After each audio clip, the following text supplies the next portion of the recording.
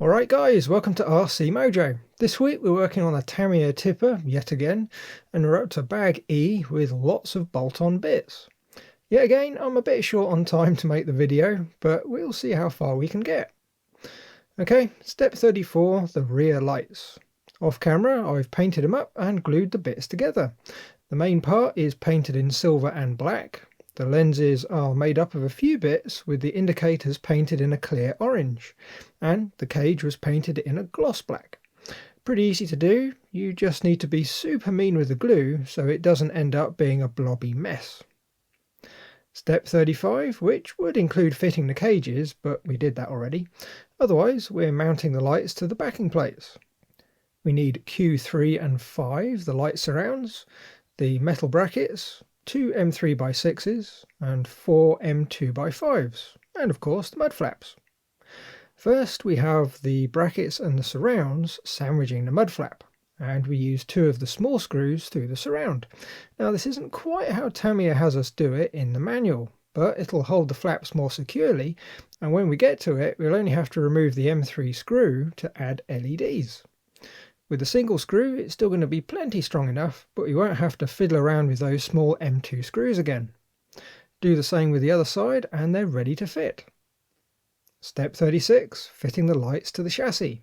For screws we need 4 M3x12s, 4 flange nuts, and we need the lights and the chassis. We can thread the screws into the light surround a few turns so they don't fall out. Then we offer the assembly up to the chassis, threading the bracket under the cross member and lining the screws up with the slots. Now we can thread the screws in the rest of the way and add the nuts and take up the slack. Lastly, we use a spanner to tighten up the nuts fully so the lights can't fall off. Same on the other side, and well, that's the lights fitted. Step 37, the chassis stay. We need 2 M3x8s, 2 M3x10s with the hex heads, 2 M3 flange nuts, and the metal bar with the threaded holes in the ends. With the chassis upside down we can install the hex-headed screws into the frontmost holes with the nuts. Access is blocked by the light, so we have to use a spanner to tighten them up.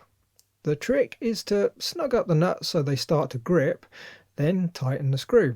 Don't do them up just yet though, wait until the bar's installed first.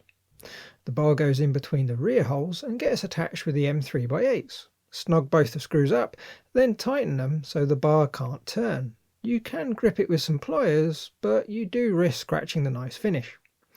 Tighten up the hex screws, and that's step 37 complete. Step 38, the rear bumper. We need 2 M3x8s, 2 thin nylock nuts, and Z6, 7 and 8. The 2 mounts have slots to take the nuts, and they offer up to the bumper and get attached with the screws. What I didn't notice at first is the mounts do have a right way round. They'll fit pretty well the wrong way round, so do look closely at the diagram and match up the parts. I got the first one wrong and only noticed when offering up the second one. Step 39, fitting the bumper. We need 2 3x12 self-tappers, 2 2x6 self-tappers, the bumper and the chassis. This time we have the chassis the right way up so we can get at all the holes. We'll start with the small screws, just installing them a few turns to hold the bumper onto the chassis. Then we install the big screws, hinging the bumper so the holes line up. When tightening them up, do watch out with the small screws. They won't take all that much torque before the plastic starts to strip. And well, that's going to be it for this week. We didn't quite get all the way through bag E, but we have made some progress. I quite like how a lot of the steps here are fairly simple, without too much going on. All the diagrams are clear without being too cluttered. Very nice. Next time we'll finish up bag E, building the side box and electronics tray that goes under the cab. And maybe since we're going to be skipping a lot of bag F, just to get enough of the cab together to work out where the electronics are going to go, we can do that too. We'll have to see what I can do. As always then, thanks for watching, like if you like, subscribe if you haven't, and leave a comment if there's something on your mind. Bye guys!